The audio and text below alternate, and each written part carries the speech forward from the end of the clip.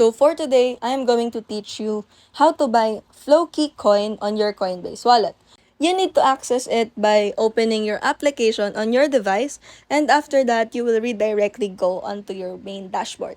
So, for you to be able to buy Floki coin, just simply click the buy button on the top left corner of your screen, and then simply change the network into Ethereum based, which is located right here, and make sure that you buy the correct coin, which is when you click the buy icon, just simply search or utilize the search bar by searching the Floki, and after that you will see the Floki coin, and once you click in, you need to tender an amount of how much Floki you wanted to buy.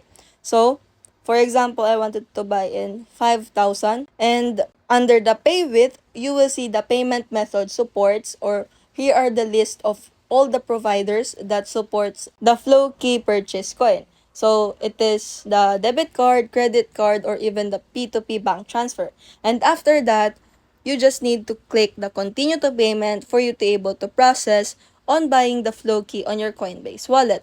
If you found this video helpful, don't forget to smash that like button and subscribe so you never miss a new video. Stay awesome, keep learning, and I'll see you in the next one.